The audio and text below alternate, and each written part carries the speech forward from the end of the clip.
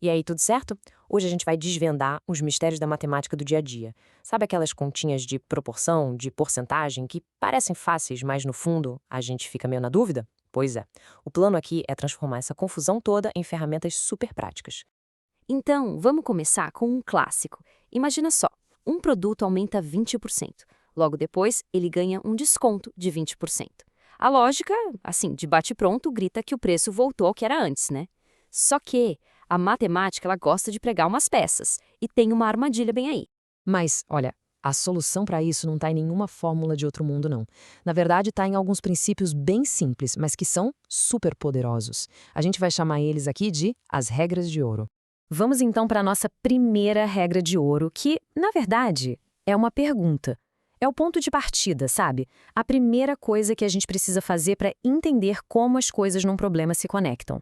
E olha, pode parecer bobagem, uma pergunta tão simples, mas ela é a ferramenta mais poderosa que a gente vai ter. É o segredo para sacar qual é a relação de verdade entre duas coisas em qualquer problema que aparecer pela frente.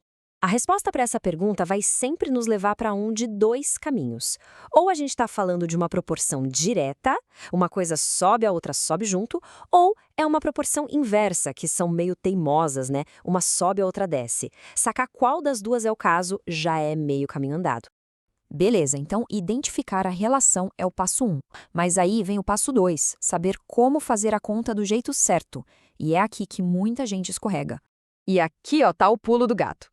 O erro mais clássico é usar o mesmo jeito de calcular para tudo. Mas não é assim que funciona. O tipo de proporção muda a regra do jogo. Se for direta, a gente multiplica em cruz. Agora, se for inversa, a gente multiplica em linha. Essa tabelinha aqui é o nosso mapa do tesouro para não cair nessa cilada. Bora ver isso na prática com um exemplo. Pensa comigo. Se tem mais gatinhos para alimentar, a comida vai durar menos tempo, certo? Totalmente. Isso é uma relação inversa.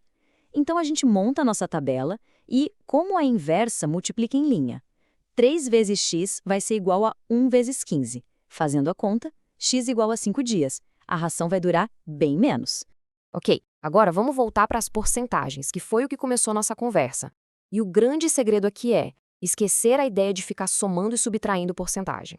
Sério, o maior erro que a gente comete é achar que 10% de aumento mais 10% de aumento dá 20% de aumento total.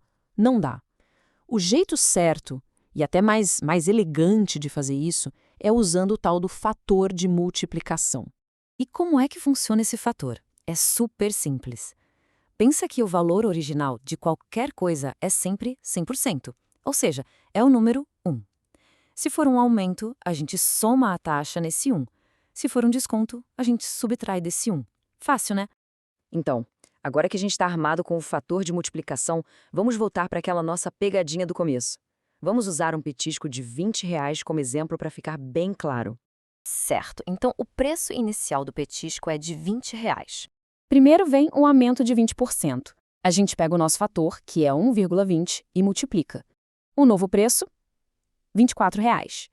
Agora atenção, porque essa é a parte mais importante. A gente vai aplicar o desconto de 20%, só que em cima desse novo preço de R$ 24. Então a gente multiplica por 0,80 e o preço final fica em R$ 19,20. Viu só?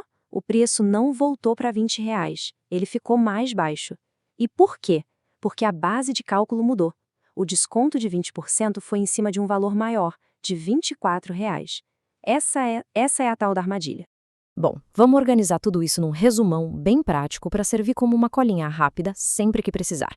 E tá aí o nosso kit de ferramentas completo. Com essas 3 regras de ouro, dá para resolver esses problemas de proporção e porcentagem com muito mais segurança, sem medo de errar. Para a gente fechar, vou deixar um desafio final aqui, para testar o que a gente aprendeu. Se a ração para 3 gatinhos dura 20 dias e, de repente, um número de gatinhos dobra para 6, quanto tempo essa ração vai durar? E o mais importante, a gente está falando de uma relação direta ou inversa? Fica aí a reflexão.